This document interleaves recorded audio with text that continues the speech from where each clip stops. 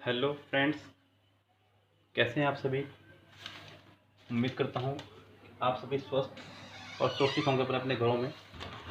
Corona virus की वजह से आजकल जो समस्या देश पर आ रही है उसमें आप अभी अपने घर पर ही हों और घर पर ही रहें, क्योंकि जब तक घर पर हैं तब तक सुरक्षित हैं आप। और साथ ही साथ अपनी तैयारी को भी एक नया आयाम देते रहें, लापरवाही ज़्यादा ना करें, क्योंकि खबरें इस तरह की आ रही हैं कि लॉकडाउन खुलने के तुरंत बाद एग्ज़ाम्स की लाइन लगा देगी गवर्नमेंट। सबसे पहले उन एग्ज़ाम्स की जो रुके हुए एग्ज़ाम्स हैं, जैसे कि CHSL के एग्ज़ाम बीच में रुक गए थे, और उसके बाद में आपके वो सभी एग्ज़ाम्स होंगे जिन एग्ज़ाम्स को होना है। बारी बारी से वो सभी एग्ज़ाम्स होने हैं आपके, इसलिए ज़्यादा लापरवाही बिल्कुल ना करें। यस, अपनी तैयारी में बिल्कुल भी ढिलाई ना बरतें और जितना हो सकता है एक्टिव हो जाइए, क्योंकि बहुत सारे राज्यों में आज छूट दे दी गई है, खूब सारे राज्यों में। और मुझे ऐसा लगता है कि 17 मई के बाद में काफ़ी सारे राज्यों में और छूट दी जाएगी। यस, और हो सकता है कि सोशल डिस्टेंसिंग का पालन करते हुए कुछ एग्ज़ाम भी कराए जाएं, लाइक CHSL। अभी जो सूचना आ रही है, बाकी तो देखो क्या होता है, लेकिन फ़िलहाल तक की जो सूचना है वो ये है इस तरह की। लेकिन हम लोगों को अपनी तैयारी पे पूरा फोकस रखना है। आज आपका सेट नंबर 23। यस, और आज मैं एक छोटा सा प्रयोग करूँगा यहाँ पर सेट में अपने। वो प्रयोग ये होगा कि मैं आज सेट 23 तो आपको करा रहा हूँ। सुबह बज रहे हैं 8। यस, लेकिन आज इवनिंग वाले बैच में मैं आपको 24 और 25 एक साथ कराऊंगा। यस, इसलिए मैंने इवनिंग कहा। यस, ऐसा इसलिए ये शाम को 6 बजे वाले बैच के लिए गए, मैं वहाँ क्लोज टेस्ट स्किप करूँगा आज दोनों, और आप लोगों के लिए इसको छोड़ दूँगा। फिर आप लोग उसको करके देखिएगा। मैं देखना चाहता हूँ कि आपका क्या स्कोर आ रहा है। फिलहाल तो इस सेट का मैं आपको क्लोज टेस्ट कंप्लीट कराऊंगा, लेकिन उसके मैं आप छोड़ दूंगा आपके लिए, और आप उसे करके देखिएगा। फिलहाल हम शुरू करते हैं इसका सेट। आज सेट नंबर 23 CGL प्री का ये सेट है। इसकी करते हैं आज पूरी पूरी जांच पड़ताल, देखते हैं क्या कह रहा है सेट में। The Tata group owns many industries that are spread across the globe। Tata group ने जो है बहुत सारी कंपनीज को जो है ओन कर लिया, यानी कि खरीद लिया है उनको, खासकर जो खूब सारे देशों में जो है फैल गई थी। चलो चलते हैं जी। ये मैं थोड़ा से इसको सपोर्ट कर दूं जी। तो देखना किस पार्ट में इसकी मिस्टेक है। यहाँ पे Tata groups owns many industries that are spreads, यहाँ पे रिलेटिव प्रोनाउन की प्रॉब्लम है। यहाँ पे उसने दैट लगाया है। यस, जबकि यहाँ पे दैट की जगह यहाँ विच लगना चाहिए था, बिकॉज रिलेटिव प्रोनाउन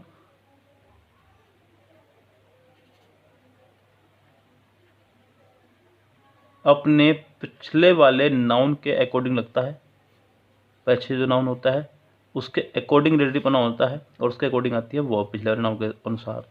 अब अगर वो नाउन आपका नॉन लिविंग है तो आपको उसके लिए लगाना होगा विच।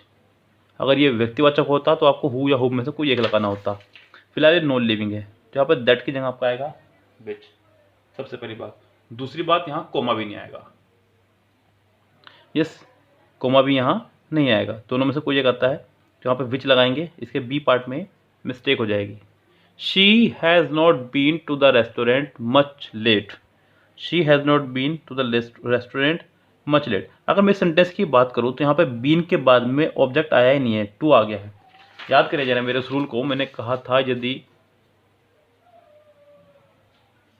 क्या था, यदि वाक्य में सिंस या फोर, क्या भैया, सिंस या फोर प्लस टाइम हो, सिंस या फोर प्लस टाइम हो, तो सेंटेंस में has been, have been, had been में से कोई भी एक, has been, have been, had been में से कोई भी एक प्लस ING होगा। लेकिन अगर सेंटेंस में ऑब्जेक्ट ना हो, ऑब्जेक्ट ना हो तो वाक्य खत्म हो जाएगा आपका has been, have been, had been पे ही। यस, ऐसे में मैं कह सकता हूँ कि वाक्य आपका रहा, टेंस आपका रहा, सेंटेंस आपका रहा परफेक्ट में। किस में रहा, परफेक्ट में। यस, प्रेजेंट परफेक्ट में या पास्ट परफेक्ट में, जो भी उस टाइम की कंडीशन रहेंगी, तो सेंटेंस प्रेजेंट परफेक्ट में रहेगा। जहाँ भी अगर मैं गौर करूँ सेंटेंस में, तो sentence C has not been पर ख़त्म हो गया, क्योंकि टू वाले पार्ट को आप ऑब्जेक्ट नहीं मान सकते, ये प्रपोजिशन है। यस, तो सेंटेंस आपका खत्म हो गया has a plus third form पे। यहाँ been as a third form काम कर रही है। ये सेंटेंस आपका प्रेजेंट परफेक्ट का है, तो यहाँ पे मच लेट की जगह आप लेटली या रिसेंटली लगाएंगे। क्या लगाएंगे, लेटली या रिसेंटली, नॉट मच लेट। इसको आप परफेक्ट बनाएंगे। यही सेंटेंस का रूल है परफेक्ट का, कि यदि वाक्य के अंत में recently, already, just now, so far, up till now, ever, 2 times, 3 times, yet, अगर हो तो वाक्य आपका प्रेजेंट परफेक्ट बनता है। क्या बनता है आपका वाक्य, प्रेजेंट परफेक्ट। ये कुछ ट्रिक्स हैं जो हमने बनाई हुई है अपने नोट्स में, तो ये उन्हीं ट्रिक्स में से एक ट्रिक हमने आपको बताई है कि यदि वाक्य के अंत में recently, already, just now, so far, up till now, ever, 2 times, yet वगैरह हो तो सेंटेंस प्रेजेंट परफेक्ट बनता है। तो यहाँ रिसेंटली लगा के इसको प्रेजेंट परफेक्ट बना देंगे। चलते हैं नेक्स्ट सेंटेंस पर। He could excel in his board exam only after dash very hard, continuing, functioning, learning और टॉयलिंग। तो एक्सेल का मतलब होता है किसी को बढ़िया बनाना, बेहतरीन करना। He could excel in his board exam only after toiling very hard, toiling very hard, या फिर वर्किंग वेरी हार्ड। वर्किंग यहाँ कहीं है नहीं। यस, वर्किंग वेरी हार्ड या टॉयलिंग वेरी हार्ड, दोनों में से कोई एक ही यहाँ आ सकता था। तो यहाँ पर आप लगाएंगे टॉयलिंग। टॉयलिंग का मतलब होता है कठिन परिश्रम करना। यस, उसके बाद है आपका next, he dash his camera on the table. Yes, आप देखते हैं यहाँ पे सारे वोकेबलरी सेम है। पहला वर्ड आपका लेड। लेड जो है सेकंड फॉर्म है ले की, LAY की। पहली फॉर्म है आपकी इसकी LAY, ले माने रखना। सेकंड फॉर्म है इसकी लेड, थर्ड फॉर्म भी इसकी लेड। यस, उसके बाद में आपका यहाँ पे है जेरा, लेन, ले, लाई। एक और वर्ड होता है आपका इसी के जैसा, होता है लाई। लाई माने वैसे झूठ भी होता है, लेकिन इसका मतलब यहाँ पे है स्थित होना। क्या होता है, स्थित होना। लाई माने झूठ भी होता है, वो एक अलग है, उसके लिए अलग फॉर्मेशन है। इसकी सेकंड फॉर्म होती है आपकी ले, और थर्ड फॉर्म होती है इसकी लेन। तो यहाँ थोड़ा कन्फ्यूज हो सकता है बच्चा, क्योंकि ये तीनों वर्ड तो अगर देखा जाए सेम कैटेगरी के होंगे। लाई, ले, लैन, स्थित होना। लेड माने रखना, लेड माने रखना, तो वह रखता है अपना कैमरा टेबल पर। ये थोड़ा सा कन्फ्यूजिंग कहूँगा वो हो गया बच्चे के लिए, वोकेबलरी बेस चला गया। क्यों चला गया, क्योंकि यहाँ पे सेकंड फॉर्म इसकी ले है और उसकी फर्स्ट फॉर्म ले है। यहाँ बच के रहना है आपको। यस, तो कुछ भी हो सकता है। अगर यहाँ पे आपको बहुत अच्छे से खेलना है तो बहुत अच्छा दिमाग चलाना होगा आपको। अगला चलते हैं मोनोटोनस। आपका वोकेबलरी है मोनोटोनस, मतलब होता है कोई चीज़ उबाऊ हो जाना, बहुत ज़्यादा बोरिंग हो जाना। कोई चीज़ लगातार जिसमें आप करते करते बोर हो गए हो। कहीं ऐसा तो नहीं आप मेरे प्रैक्टिस सेट से बोर हो गए हो, आगे व्यूज़ उस तरह से नहीं आ रहे मुझे देख रहा हूँ। यस, अगर ऐसा है तो मुझे बता दीजिएगा, क्योंकि मेरी मेहनत बेकार ना जाए। मैं इसको स्किप कर सकता हूँ अभी फ़िलहाल, मैं अपना बैठ के पढ़ूँ। ये मैं इतना समय यहाँ दे रहा हूँ आपको, मैं उसको बचा लूँ टाइम को अपने। यस, तो मुझे बताइएगा कमेंट बॉक्स में कहीं आप बोर तो नहीं हो रहे इससे, प्रैक्टिस सेट से।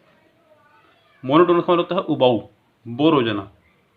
यस, ऑप्शन हमारे पास पहला है डल, मतलब ऐसी बोरिंग। टिमिड मतलब कायर, अनफ्रेंडली आप जानती हैं।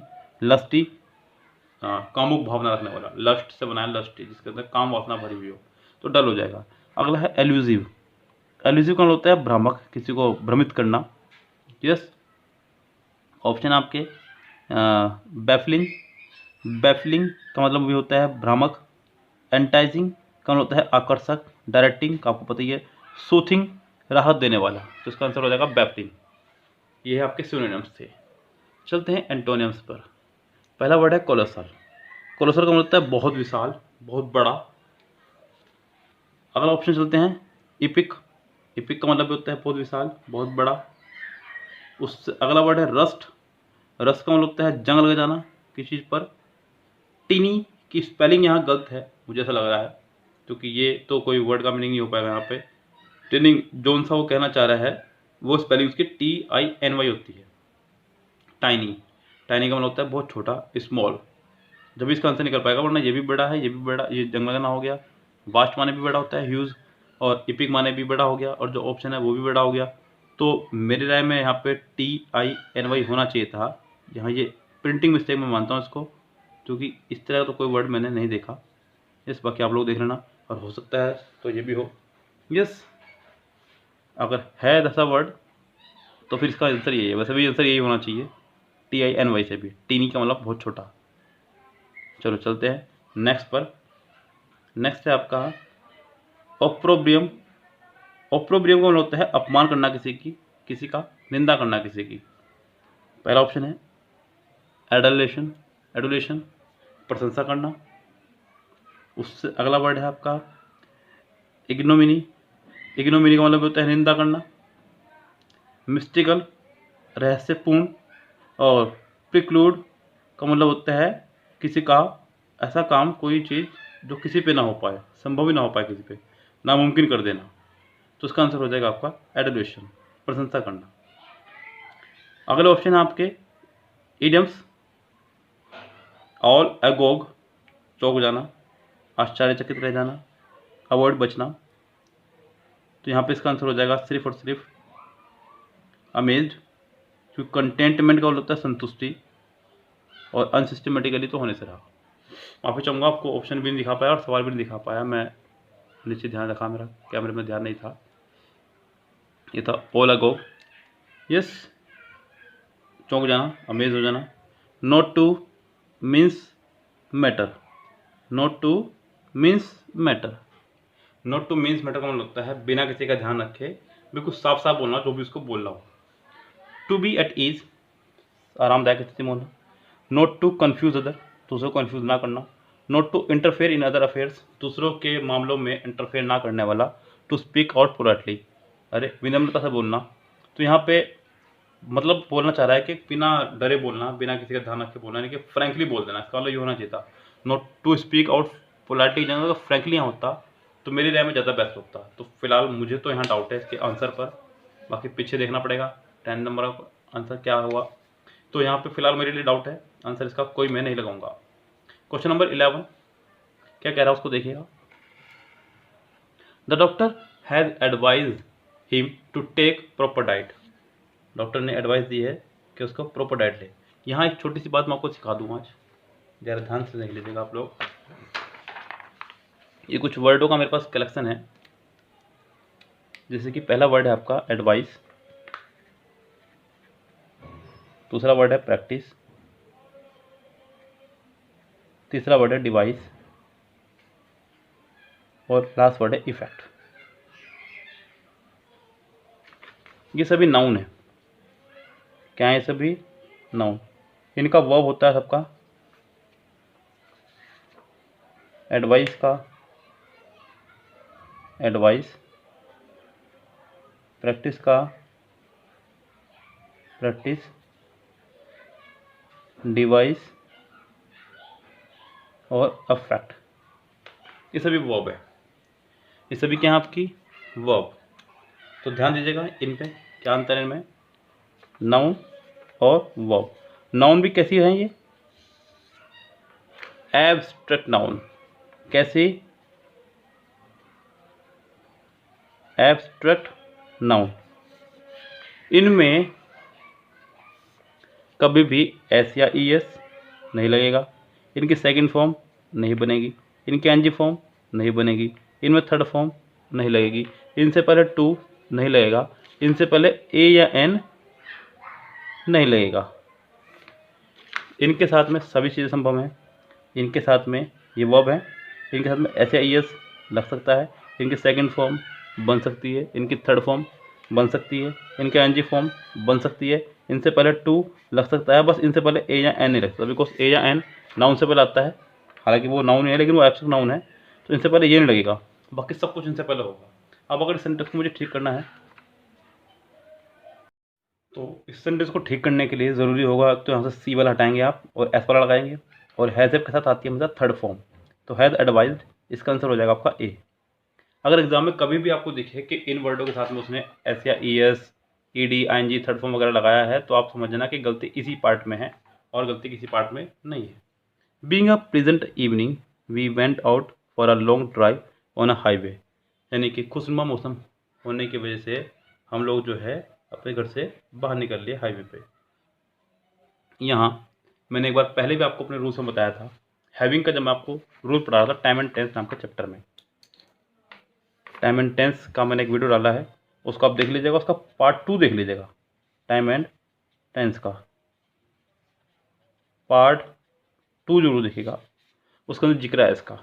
अगर आप चाहते हैं डायरेक्ट इसी को देखना तो थोड़ा सा वीडियो को स्किप करते हुए लास्ट में को पहुँचाना, यस, जब हैविंग की बात होगी। और अगर आप पूरे अच्छे से चाहते हो तो हैविंग की मैंने अलग से ही वीडियो बनाई हुई है, आप वहाँ पे हैविंग को ही पढ़ लेना खाली चाहे। सेंटेंस कुछ इस तरह से था, मैंने कहा being a rainy day, being a rainy day I decided to stay at home. यहाँ आपको ये ध्यान देना होता है कि दोनों काम कौन कर रहा है। अगर दोनों काम एक ही व्यक्ति कर रहा है तो सब्जेक्ट सिर्फ एक ही बार आएगा, और दोनों काम अलग अलग व्यक्ति कर रहे हैं तो सब्जेक्ट दोनों से पहले आएगा, ये ध्यान रखना होता है। बीइंग अ रेनी डे, बारिश का मौसम होने की वजह से, ये बारिश का मौसम यानी कि बारिश का काम आप नहीं कर रहे, आपने डिसाइड किया घर बैठने का, आपने बारिश करने का डिसाइड करने का नहीं किया, या बारिश को रोकने का से शुरू करने का कोई डिसाइड आपने नहीं किया, ना आप कर सकते, ये काम प्राकृतिक है, ये काम आप कर रहे हैं। अगर दोनों काम आपके द्वारा हो रहे होते तो सिर्फ एक बार सब्जेक्ट, दोनों काम अलग अलग हो रहे हैं तो 2 बार सब्जेक्ट लगाएंगे, यहाँ इससे पहले सब्जेक्ट आएगा। सेम हालत यहाँ पर है, being a pleasant evening we went out for a long drive on a highway, तो it being a pleasant evening फिर सेंटेंस ठीक होगा। इसके अलावा और भी चीज़ें देखें आप साथ साथ। देखिए यहाँ पे एक सेंटेंस है, मैंने कहा having completed her work she went to Nehru market. अपना काम खत्म करने के बाद वह नेहरू मार्केट गई। इसका मतलब काम भी इसने खत्म किया, ये वाला काम भी इसने खत्म किया और नेहरू मार्केट भी यही गई, तो दोनों काम एक ही व्यक्ति ने किए, सेंटेंस ठीक है। अभी देखिए जाए ध्यान से, मैंने कहा having won Indian Idol my friend invited me to dinner. Indian Idol जीतने के बाद मेरे दोस्तों ने मुझे डिनर पर इन्वाइट किया। यहाँ इंडियन आइडल जीता मैंने, ये काम किसी और ने किया, और ये काम किया किसी और ने, ये काम किया मेरे मित्रों ने, और ये काम किया मैंने। सोच लीजिए कि मैं इंडियन आइडल जीत कर आया, मुझे इन्वाइट आप कर रहे हैं कि सर आज हमारे यहाँ भी आइएगा, हमारे यहाँ भी आइएगा, तो इस तरह से ये दोनों काम अलग अलग व्यक्ति कर रहे हैं। यहाँ इससे पहले सब्जेक्ट होना चाहिए था, ये मैं कहना चाह रहा हूँ आपको, इस बात पर ध्यान देना है।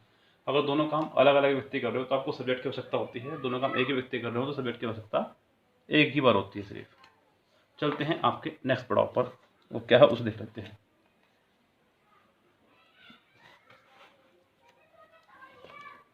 13 सेंटेंस है आपका, वो है आपका one word, around about way of speaking.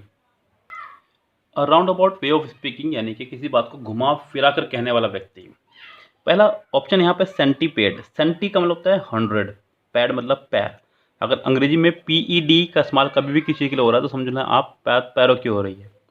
Yes, PED मतलब बात पैरों की हो रही है, जैसे कि एक वर्ड और बनता है पेडेस्ट्रियन, पैदल चलने वाले। यस, तो यहाँ पे ध्यान रखिएगा आप, सॉरी, PEDSTRAIN, पेडेस्ट्रियन, पैदल चलने वाले, इस तरह से याद रखिएगा आप। अगला है सर्कमलोकेशन, किसी बात को घुमा के कहने वाला, कपटी, ऐसे कह लीजिए। कोअर्सियन, कोअर्सियन मतलब केंद्रिक, को सेंट्रिक का मतलब होता है आत्मकेंद्रित, और कोर्स मतलब होता है एक तरह से जोर जबरदस्ती, तो इसका आंसर हो जाएगा बी।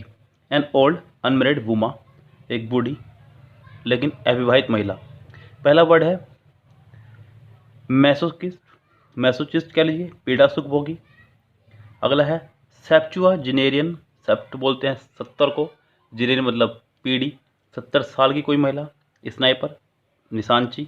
स्पिनिस्टर का मतलब होता है कोई कुंवारी महिला। यस, स्पिनिस्टर मतलब कोई अविवाहित महिला, तो इसका आंसर स्पिनिस्टर हो जाएगा बस। अगला ऑप्शन है आपका सेंटेंस का कि आपको यहाँ पे करेक्ट स्पेल्ड वर्ड ढूंढने हैं, कौन सा है। In the following questions 4 words are given out of which 1 word is incorrectly spelled, इनमें से कौन सा इनकरेक्ट है। पहला है ऑटम, तो ये तो ठीक है, टुच्चा सा वर्ड है। डेस्परेट, ये भी ठीक है। रिसीट, RECIE नहीं, CEIPT, रिसीट, ये आपको गलत है। अगला है सेंचुरी, ये भी ठीक है। फिनांस, ये भी ठीक है। रिमेंबर, ये भी ठीक है। स्पॉन्सर, बस यही गलत है। SPONSOR, स्पॉन्सर यहाँ होना चाहिए था, तो इसका आंसर हो जाएगा आपका रिसीट, सी। इसका आंसर हो जाएगा डी, स्पॉन्सर। अगले ऑप्शन में चलते हैं, आपके हैं PQRS। पहले मैं आपको दिखा दूँ, फिर पहले की तरह गलती हो जाएगी मेरे से। पहले मैं सबसे पहले इसको पढ़ने से पहले पढ़ूँगा ऑप्शन PQR, यानी कि एस, यानी कि आर से सेंटेंस स्टार्ट नहीं हो सकता। सबसे पहली बात हमारे सामने यही रहनी चाहिए। अब आप चलते हैं क्वेश्चन पे।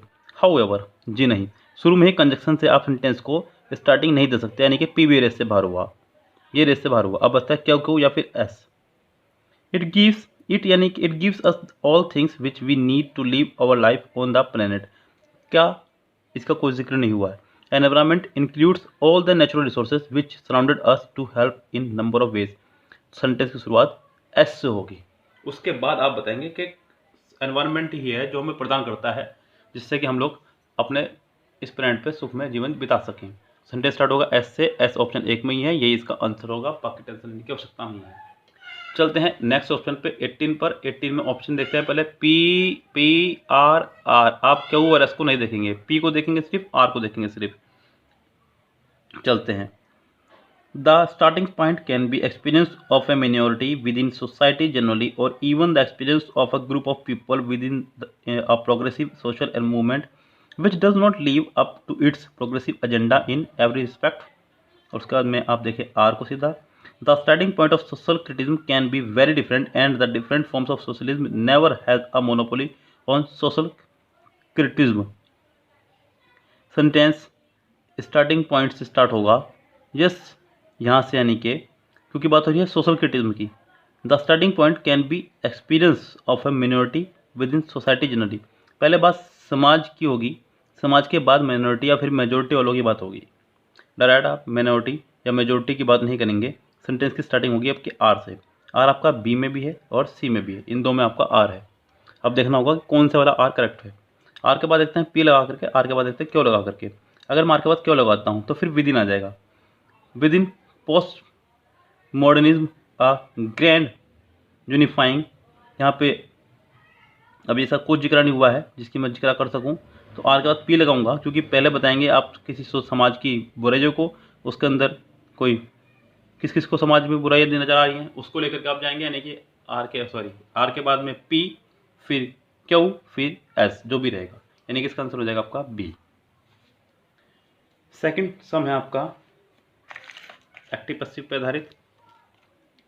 Rohan was not told about the email. Sentence पहले से ही पैसिव है, आपको उसे एक्टिव बनाना है। कैसे पता चला मुझे? मैंने आपको पहले बताया था कि मुझे बी की फैमिली दिखी और थर्ड फॉर्म दिखी, तो समझो पैसिव है, ये आपको भी ध्यान रखना है। आपको बी की फैमिली दिखी और थर्ड फॉर्म दिखी, समझिए पैसिव है। आपको क्या ढूंढना है? सेकंड फॉर्म, क्योंकि वॉज वर्ब के साथ थर्ड फॉर्म आई हुई है, आपको सेकंड फॉर्म ढूंढनी है। कितनों में है? टोल्ड, यहाँ पे है, टेल है, टोल्ड है। इसमें तो सेंटेंस में इन्होंने एक नया बहुत कुछ जोड़ दिया, तो ये रेस से वैसे बाहर हो गया।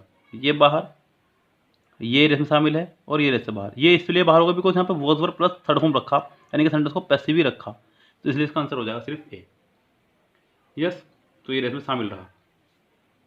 अगला है आपका नरेशन से। नरेशन सेंटेंस देखते हैं क्या कह रहा है। Rama said to Rohan don't run so fast. Rama ने रोहन से कहा कि बहुत तेज मत दौड़ो। ऑप्शन है हमारे पास, रामा एडवाइज रोहन, यहाँ पर कंजक्शन नहीं आई है। इम्परेटिव सेंटेंस को जोड़ने के लिए कंजक्शन टू का इस्तेमाल किया जाता है, जो कि यहाँ नहीं आई है, तो आप ये सेंटेंस गलत हो जाएगा। दूसरी बात, टू के बाद आप डोंट भी लगा सकते थे, नोट टू होता है यहाँ पे, ये गलत हुआ। रामा आस्क मोहन, वाई से नहीं जुड़ेगा क्योंकि इंट्रोगेटिव नहीं है, इसलिए ये भी बाहर हुआ। अगला ऑप्शन है Rama requested Rohan not to run so fast. Rama ने रिक्वेस्ट करी रोहन से कि तेज ना दौड़े, और Rama told Rohan not to run fast. यहाँ पे रिक्वेस्ट की तो मैं बात नहीं करूँगा, एक एडवाइस ही थी वो तरह की, तो ये भी गलत हो जाएगा। यहाँ पे सिर्फ डी आंसर होगा सही इसका, बाकी ओके आंसर इसका सही नहीं होगा। अगला है लैंग्वेज दे से कोमे तक के बीच के पार्ट को आप कुछ नहीं मानेंगे, ये यहाँ मिस्टेक हो जाएगी। सेंटेंस को से पढ़ें आप, language is the dash through which human being preserve the world. Preserve कौन होता है, समझना या देखना। लैंग्वेज एक डैश है जिसके द्वारा, जिसके थ्रू कौन होता है, थ्रू विच मतलब जिससे होकर के। तो ऑप्शन देखते हैं, ऑप्शन हमारे पास हैं। सेंटेंस थोड़ा सा मुझे इसको शॉर्ट करना होगा जिससे कि मैं आपको पूरी बात दिखा सकूं।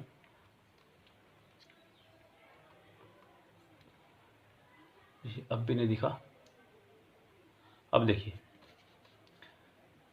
Language is the dash through which, जिसमें से, अब जिसके आप आर पार देख सकें, वो सिर्फ आपका लेंस होता है, ना कि रिसोर्स, सोर्स और टेलीस्कोप। टेलीस्कोप से आप बहुत दूर का देख सकते हैं, लेंस ऐसी चीज़ जिसके आप आर पार देख सकते हैं, जिसके आप आर पार देख सकते हैं। Lens is the lens, sorry, language is the lens, language एक लेंस है through which human beings preserve the world, जिसमें से वो समाज को देखता है, संसार को देखता है पूरे। If so English is perhaps the most desk lens, perhaps the most के बाद में, मोस्ट से पहले लगा है द, क्या लगा है मोस्ट से पहले, द, तो द मोस्ट यानी कि आपको चाहिए यहाँ पे कोई एडजेक्टिव, कैसे यहाँ पे आपको कोई एडजेक्टिव। द मोस्ट डिस्टॉर्टिंग और डिस्टर्बिंग तो आने से रहा, बिकॉज ये दोनों नाउन है, बचता है पॉपुलर और यूजफुल। द मोस्ट यूजफुल या फिर द मोस्ट पॉपुलर, इनमें से ही कोई एक आएगा क्योंकि दोनों एडजेक्टिव है। कह रहा है कि through which, if so English is perhaps the most useful lens through which to see animals, बस आप इसे लगाएंगे, पॉपुलर तो होने से रहा है यहाँ पे। Useful lens through which to see animals, it has dash a close eyed view of birds, beast, fish and fowl, a campaign, exercised, perpetuate और अनडिटर्ड। अगर मैं इसके वोकैबुलरी में चलूँ तो पहला वर्ड है आपका अकम्पेन। अकम्पेन के साथ आपका आता है बाय, जो कि ऑप्शन में नहीं है, तो ये रेस से बाहर होगा। अगर अब चलो एक्सरसाइज, उसका होता है व्यायाम करना, कुश्ती वगैरह कुछ भी करना, जो सुबह सुबह कहते हैं एक्सरसाइज, व्यायाम, तो उसके लिए ये भी इसका ऑप्शन सही नहीं बैठता। अगला है परपिचुएटेड, इसका मतलब होता है जारी रखना, किसी चीज़ को लगातार बनाए रखना, और अनडिटर्ड का मतलब होता है किसी बात पर अड़िग रहना। It has dash close eyed views of bird, beast, fish, fowl, तो इसका आंसर मुझे सी के अलावा कोई उचित नहीं लग रहा है। यस, व्यायाम करना या अड़िग रहना, तो अकम्पेन तो आएगा ही नहीं, है तो खैर कंफर्म है, तो इन दोनों से तो मुझे कोई संतुष्टि नहीं हुई है, मैं इसका सी आंसर लगाऊंगा। The very word animal can dash the brutish and the sensual, यहाँ पे आपको यहाँ ये कहना चाह रहा है कि जो एनिमल का मतलब है वो है ब्रूटिश और सेंसुअल से, तो यहाँ पे द वेरी वर्ड एनिमल्स का जो अर्थ है, तो कैन नोट का होता है किसी बात का अर्थ देना या संकेत देना, रेक्टिफाई का होता है सुधार करना किसी चीज़ में, ट्रबल मतलब परेशानी, अंडरस्टैंड मतलब समझना, तो कैन नोट उसका आंसर हो जाएगा connote. The very word animals can connote the brutish and the sensual, animal dash imply baseness and vulgarity, breeding, gesture, instinct और स्पेसीज। ब्रीडिंग कौन होता है पैदा करना, जेस्चर्स इशारे, स्पेसीज प्रजातियाँ, इंस्टिंक्ट कौन होता है किसी चीज़ को पार्श्विक प्रवृत्ति, किसी चीज़ की स्वाभाविक प्रवृत्ति। तो animals instincts imply baseness and vulgarity, तो ये इनकी जो प्रवृत्ति है वो ये है कि बेसनेस मतलब कह सकते हैं कि मतलब ठप, और वल्गैरिटी मतलब असभ्यता, इस तरह से इनकी प्रवृत्ति है, तो इसका आंसर हो जाएगा आपका सी। तो उम्मीद करता हूँ आपको इस सेट समझ में आया होगा, मेरे द्वारा दिया गया सलूशन। मिलते हैं आपसे शाम को 8 बजे नेक्स्ट सेट के साथ में, सॉरी शाम में 6 बजे, 8 तो सुबह का टाइमिंग है, आज हम लोग क्या एक नया एक्सपेरिमेंट करने वाले हैं शाम 6 वाले बैच में। वो ये करेंगे कि हम लोग दोनों ही सेट के, आज 2 सेट एक साथ कराएंगे 24 25, और दोनों ही सेट के हम लोग क्लोज टेस्ट नहीं कराएंगे। क्लोज टेस्ट आपको खुद से करने होंगे। ये मैं आज एक नया एक्सपेरिमेंट कर रहा हूँ। 2 सेट के क्लोज टेस्ट आप खुद से करेंगे और आप अपना सोल्यूशन देंगे, स्कोर देखेंगे आपका स्कोर कितना इंप्रूव हुआ है। यस, फिलहाल चलते हैं, आपसे विदा लेते हैं। Have a nice day, see you tomorrow, शब बखैर, गुड नाइट।